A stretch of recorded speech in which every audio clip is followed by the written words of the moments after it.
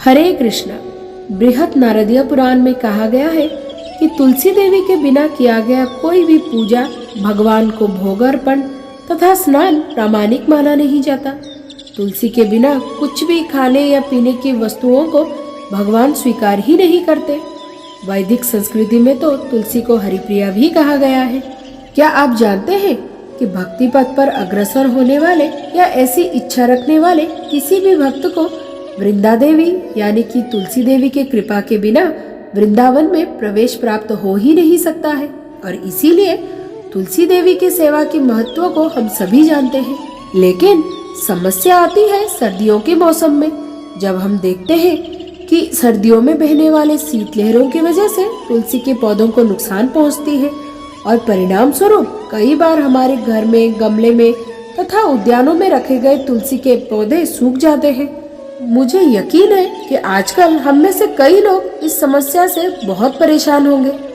तो चलिए आज हम इस वीडियो में जानते हैं कि इन भीषण सर्दियों में भी तुलसी देवी के उपयुक्त सेवा हम कैसे कर पाए। रुकिए, इससे पहले अगर आप लोगों ने अभी तक इस चैनल को सब्सक्राइब नहीं किया है तो फिर देर किस बात की, तुरंत ही पास में दिए गए लाल कलर के सब्सक्राइब बटन को दबा के हमारे भक्ति रस से परिपूर्ण इस चैनल को सब्सक्राइब कर दीजिए और इस वीडियो को लाइक और शेयर करके अधिक से अधिक लोगों तक पहुंचाने में हमारी सहायता कीजिए।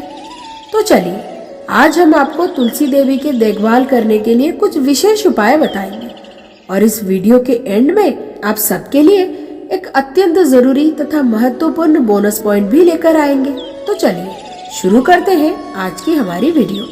सबसे पहले हमें ये समझना पड़ेगा कि आखिरकार सर्दियों में तुलसी के पौधे सूखने के मुख्य कारण होते क्या हैं। तो दोस्तों इसके मुख्य 4 कारण होते हैं। पहला, तुलसी को रात्रि के समय खुले स्थान पर छोड़ देने के कारण। दूसरा, तुलसी के पौधे को योग्य मात्रा में सूर्य प्रकाश और हवा ना मिलने के कारण। तीसरा, बहुत अधिक या फिर बहुत कम पानी मिलने के कारण। और चौथा, सर्दियों में लगने वाले कीड़ों के कारण। अब ये तो हो गए कारण जिसके वजह से तुलसी के पौधों को नुकसान पहुंचती है। अब हम बात करते हैं कि इन सब समस्या का समाधान आखिरकार है क्या। अब देखिए, हम सब ये तो जानते हैं कि तुलसी के पौधे अधिकतर उष्ण प्रदेशों में पाए जाते हैं, इसीलिए जब सर्दी ज्यादा होती है तो वो सूख जाते हैं। तो हम करें क्या? तो दोस्तों सबसे पहले जब सर्दी बढ़ जाए और शीतलहरें शुरू हो जाए तो तुलसी को कभी भी बाहर खुले स्थान पर ना छोड़ें। विशेषतः रात में गिरने वाले ओस की बूंदें और घने कोहरे के कारण तुलसी के पौधे को सबसे ज्यादा नुकसान पहुंचता है। कभी कभी तो रात्रि के कारण बारिश भी हो जाती है, जो कि तुलसी के पत्तों के लिए अत्यंत नुकसानदायक होती है। इसीलिए हमेशा ये प्रयास करें कि सर्दियों के ऋतु में रात्रि के समय तुलसी के पौधे को घर के अंदर ले आए या फिर किसी कमरे के अंदर रख दें। अब आप पूछेंगे, पर हमारा तुलसी का पौधा तो हमारे उद्यान में जमीन में लगाए गए हैं, अब हम उसे कमरे के अंदर कैसे लाएं? तो दोस्तों अगर आपके पौधे को घर के अंदर लाना संभव नहीं हो रहा है तो फिर आप एक काम करें, रात्रि के समय किसी भी स्वच्छ सूती कपड़े से उसे अच्छी तरह से ढक दें ताकि वो रात में गिरने वाले ओस की बूंदें, शीतलहर या फिर बारिश इन सब से सुरक्षित रह पाए। और दिन के समय इस कपड़े को हटा लें और घर में रखे गए बाकी तुलसी के पौधों को फिर से बाहर रख दें। अब चलते हैं हमारी दूसरे पॉइंट की तरफ। तुलसी के पौधे हमेशा खुली हवा और पर्याप्त सूर्य प्रकाश आने वाले स्थान पर ही रखें। यदि उनको उपयुक्त मात्रा में धूप और हवा नहीं मिलती है तो भी उनकी पत्तियां गिर जाती हैं और उनका पर्याप्त विकास नहीं हो पाता है। इसीलिए तुलसी के पौधों को अधिक समय कमरे के अंदर ना रखें। दिन के समय उन्हें पर्याप्त हवा और रोशनी मिले इसकी व्यवस्था भली भांति करें।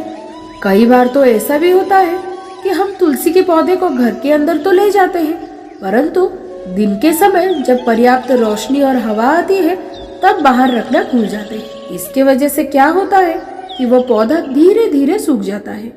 इसीलिए समय समय पर तुलसी के पौधे को धूप, रोशनी और हवा देना बिल्कुल भी ना भूलें।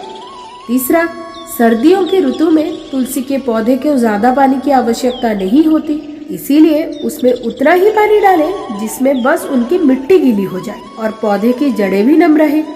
कभी कभी तो जमीन में या फिर तुलसी के गमले में ज्यादा पानी भर देने की वजह से भी पौधे को नुकसान होता है।